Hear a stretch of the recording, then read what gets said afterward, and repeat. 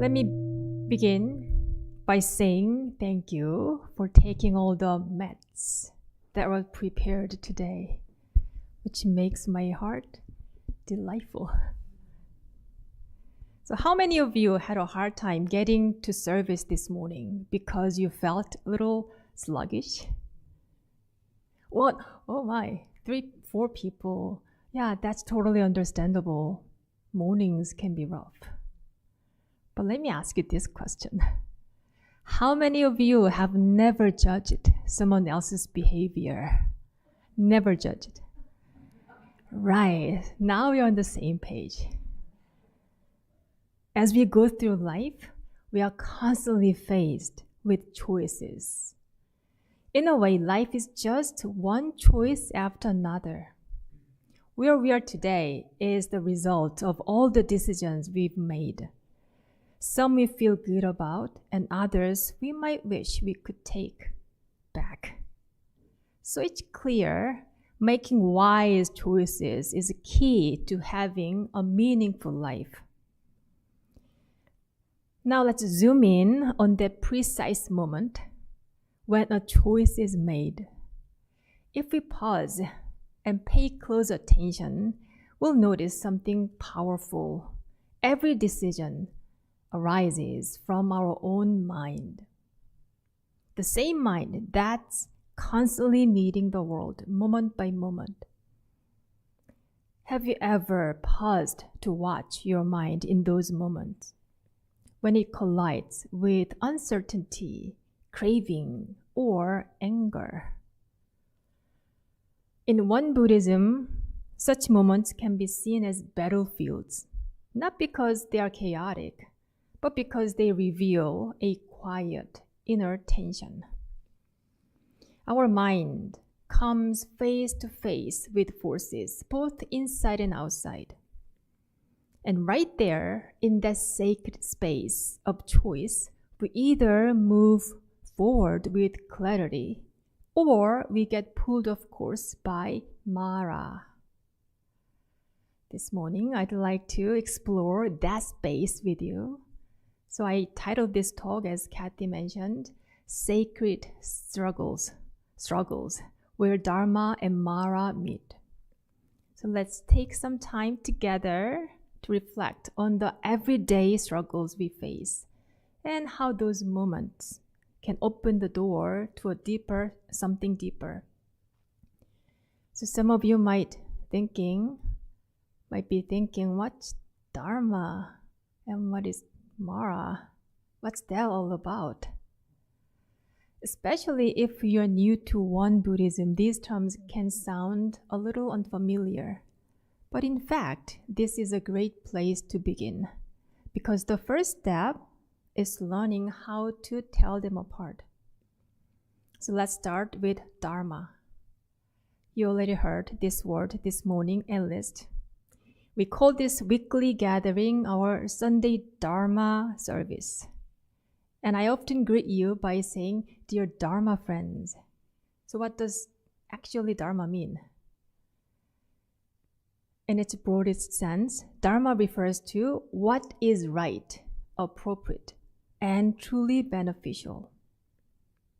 At its core, Dharma is synonymous with truth, the unseen force that governs the universe.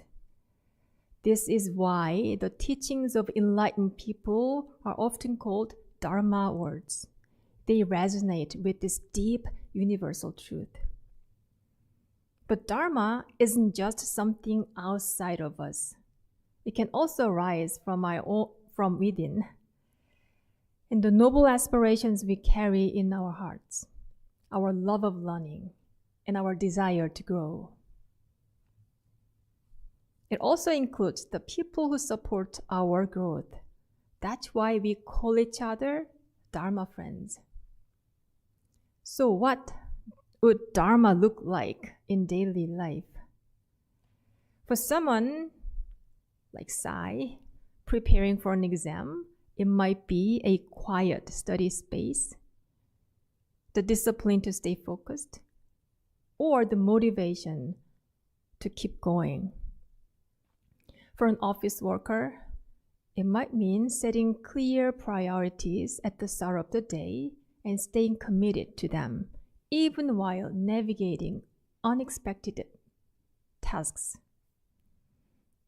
And for spiritual practitioners like us, Dharma is whatever deepens our practice and brings us closer to awakening. In other words, Dharma is anything that helps us moving forward toward a better state than where we are now. Once we get a sense of what Dharma is, Mara becomes easier to recognize. It's simply the opposite. Mara is anything that blocks our growth. It distracts us, pulls us off course, or clouds our mind just when we are trying to stay centered. But in everyday life, figuring out what's Dharma and what's Mara isn't always black and white. Take meditation, for example. Is it always the right choice? Well, what if you are sick, but you force yourself to attend a group meditation just to keep up a routine? Or what if you are completely drained after a long day and what you truly need is rest so that you can function well the next day? In a case like that, skipping meditation, which might seem like Mara, could actually be Dharma because you are caring for your health and others. The same goes to something like knowledge. If it helps you grow, stay humble, and connect with others, that's Dharma. But if it turns into pride or a feeling of superiority, it's taken a marathon. So Dharma and Mara aren't fixed labels. They shift depending on our mindset, our intention, and the situation. For a long time, I've been building a meaningful evening routine, something quiet and something nourishing. My intention is simple. After work, I take a shower.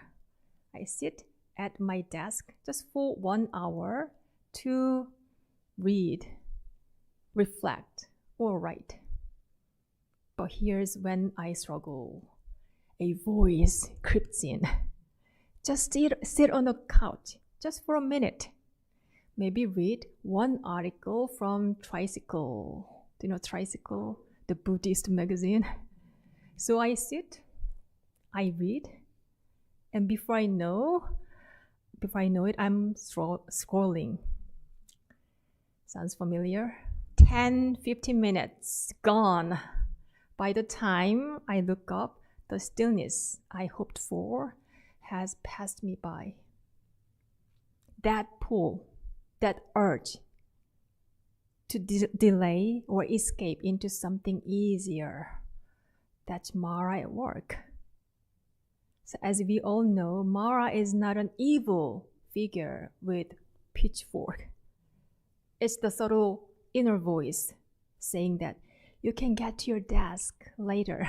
Just one more click. How about this? What they said was terrible. You have every right to stay angry. You need to recognize your messy closet right now. Meditation or enlightenment can wait. Or better not speak up during Dharma sharing. What if everybody realizes you are a spiritual imposter? Differentiating Dharma from Mara isn't about something like memorizing good and bad actions. It's about being present and honest with ourselves, moment by moment.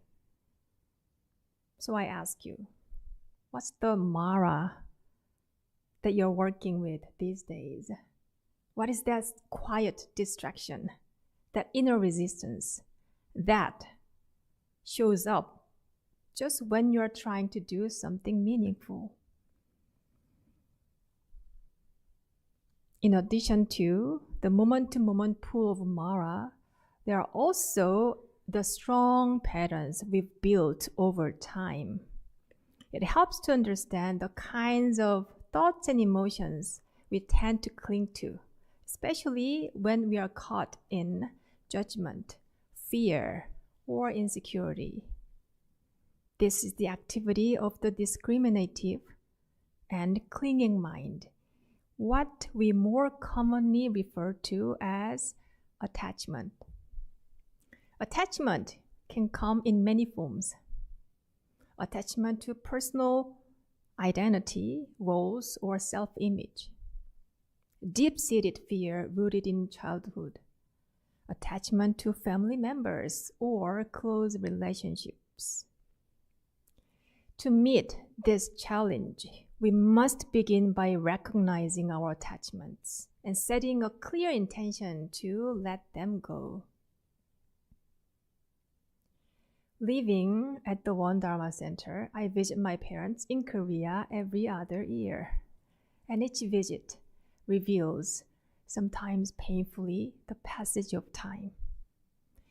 On my most recent trip, I noticed that my mother had grown visibly shorter, and my father looked significantly older, and both of their cognitive abilities have declined. They have changed. And seeing these changes filled me with heavy sadness. For several days, I wept silently whenever I thought of them aging. And I wanted to freeze the time to keep them just as they were. At the same time, my only niece, Shin-woo, has blossomed into a modern dancer with the Ambiguity Company. During this trip, our family attended one of her performances, a powerful 70-minute body concert featuring a 7-person ensemble. She was one of them. Watching her move with such grace and confidence, I realized she had truly stepped into adulthood. She was no longer the little girl I remembered, was pouting many times, but she was a poised and expressive artist. As I sat there watching the show, the unexpected thought surfaced. I need to open not just my mind, but my heart to the natural rhythm of life, birth, aging, illness, and death. That simple insight opened a doorway to a deeper recognition. I had been clinging tightly to the thought, not my loved ones. This awareness helped me begin to release my attachment to my parents' aging, and along with it, the futile longing to hold back time. Some thoughts are not just passing. They are the quiet, persistent forces that shape our choices, distract us from the present, and obscure our clarity. In the context of spiritual practice, they act as Mara, pulling us off center before we even notice. So becoming aware of our attachment is essential. The next step is learning to let them go bit by bit with honesty and courage. I see this as a battle. Let me read you a passage from the One Buddhist scriptures that speaks about this battle. The grade of the battle between Dharma and Mara requires one to analyze every aspect of Dharma and Mara while avoiding serious misinterpretations of scripture. One should find joy in eliminating unwholesome states of mind amid countless sensory conditions, while refraining from meddling in matters that do not concern oneself.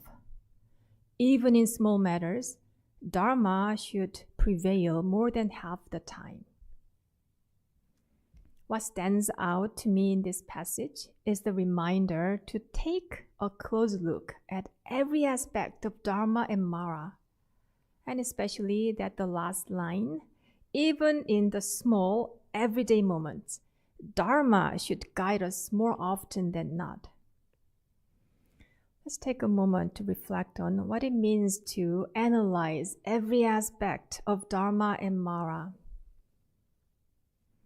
How do we begin to discern between the two, especially when Dharma and Mara are not fixed labels or not clearly defined? To begin, we need guidance. Teachings like the Fourfold Grace, which reveals the sources of our gratitude, and the Threefold Practice, the path to recovering our true nature, offer us essential signposts along the way. They help us recognize what Dharma looks like in everyday life. On the other hand, lists like the ingratitude within the Fourfold Grace and the 30 precepts in the scripture highlight the qualities of Mara, habits, and mindsets we are encouraged to avoid. So if you'd like to explore more, read the scriptures for yourself. There's a lot of wisdom there. But study alone isn't enough. We need to examine our mind regularly. Master Sotaesan told us to reflect day and night. He also gave a more specific instruction. Examine our mind each time we come in contact with sensory conditions. And not just examine it, record it. He encourages us to write those down in a journal to capture the inner battles as they happen. Why?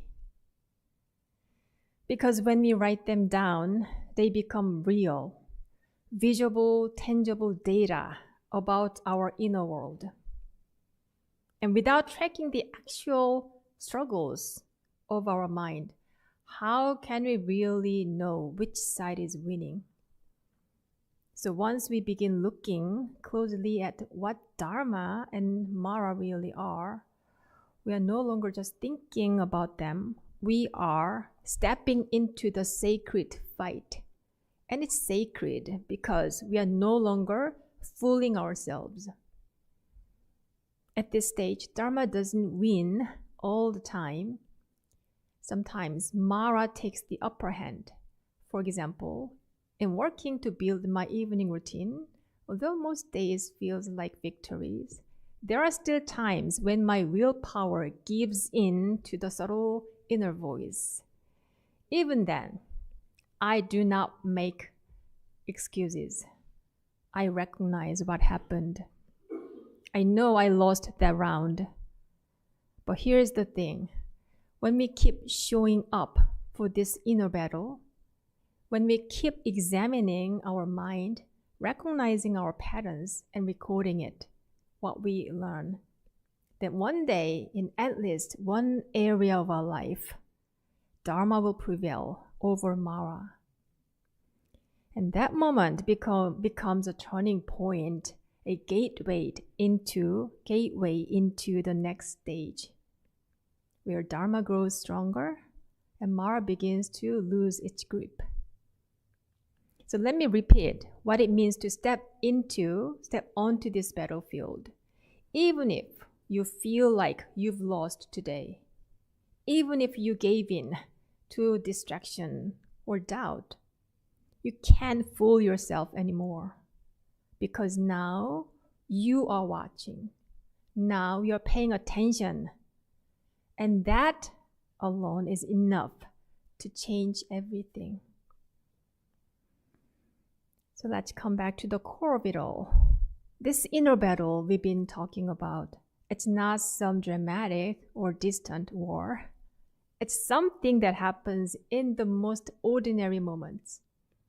When we are tempted to judge somebody else, when we want to avoid some discomfort, when we cling to certainty or familiarity, or vice versa.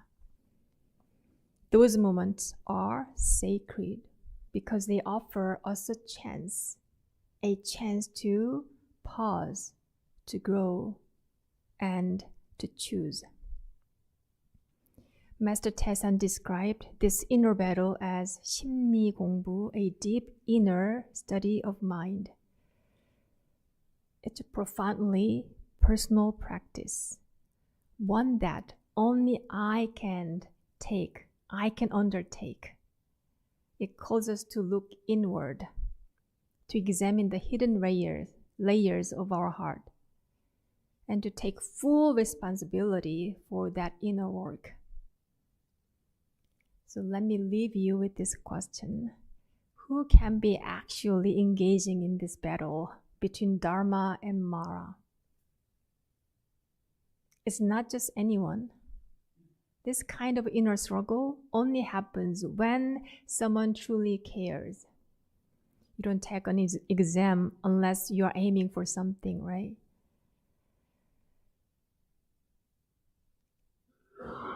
Of all the paths we could take, we choose to follow in the footsteps of our teachers.